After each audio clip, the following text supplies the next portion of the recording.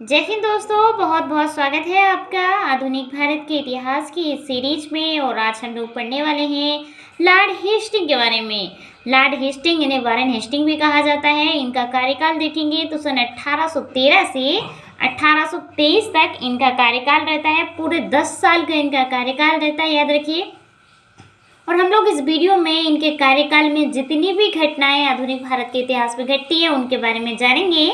तो चलिए बिना देरी किए वीडियो को शुरू करते हैं। देखिए, लॉर्ड हेस्टिंग के कार्यकाल में सन 1814 से लेकर 1816 तक आंग्ल नेपाल युद्ध होता है। तो सबसे पहले इनके कार्यकाल में 13 में आते हैं और 14 में क्या होता है, 1814 से लेकर 16 तक क्या होता है, 2 साल तक आंग्ल नेपाल युद्ध चलता है। यानी कि अंग्रेजों का नेपाल से युद्ध होता है, जिसमें नेपाल के अमर सिंह को समर्पण करना पड़ता है, अर्थात उन्हें समर्पण करना पड़ेगा। और मार्च 1816 में अंग्रेजों एवं गोरखों के बीच संगोली की संधि होती है, ठीक है। और जब ये संधि हो जाएगी तो इसके बाद आंग्ल नेपाल युद्ध समाप्त हो जाता है। ध्यान रखिएगा, आंग्ल नेपाल युद्ध किस संधि से समाप्त होता है, तो गोरखों के बीच और अंग्रेजों और गोरखों के बीच संधि होती है, संगोली की संधि। संगोली की संधि से ही जो है ना, इसके बाद क्या होगा, संगोली की संधि हो जाएगी। फिर अंग्रेज क्या कर लेंगे, संधि के बाद नेपाल के कुछ राज्य क्षेत्र को अपने में मिला लेते हैं, ठीक है। फिर इसके बाद क्या होता है, ये आंग्ल नेपाल युद्ध समाप्त हो जाता है। आप लोगों ने मोस्ट इम्पोर्टेंट व्यक्ति के बारे में सुना होगा, राजा राम मोहन राय जी के बारे में।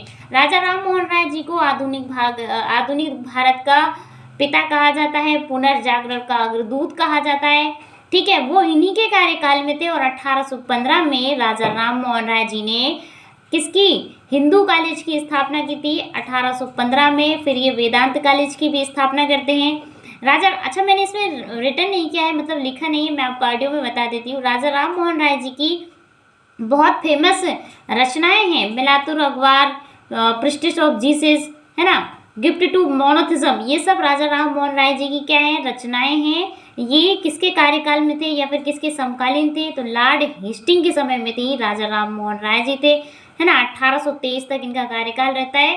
और तभी राजा राम मोहन राय क्या करते हैं, मैंने जैसे बताया, हिंदू कॉलेज और वेदांत कॉलेज की स्थापना भी करते हैं।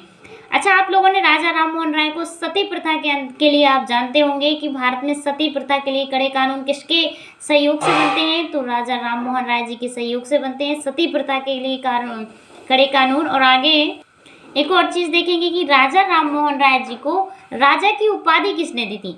वो कोई राजा नहीं थे, केवल उनका नाम था राम मोहन राय। लेकिन अकबर द्वितीय, उस समय के अकबर द्वितीय एक मुगल शासक रहते हैं, उत्तरवर्ती मुगल शासक, वो उन्हें राजा राम मोहन राय को राजा की उपाधि देते हैं, ठीक है, क्योंकि उस समय उन्होंने बहुत सारे काम किए थे।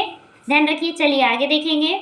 तो आगे देखेंगे तो जो वारेन हेस्टिंग था, वारेन हेस्टिंग ने पिंडारियों का भी दमन किया है।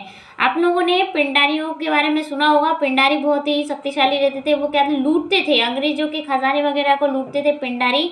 और उनके ऊपर एक मूवी भी बनी है, सलमान खान उसमें रोल निभाते हैं महत्वपूर्ण। वीर नाम की एक मूवी है जिसमें जो है किसका, वारेन हेस्टिंग पिंडारियों का दमन करते हैं। तो आगे देखिए, पिंडारियों के प्रमुख नेता थे वासिल मोहम्मद, चीतू है, चीता नहीं, ध्यान रखिए, चीतू एवं करीम।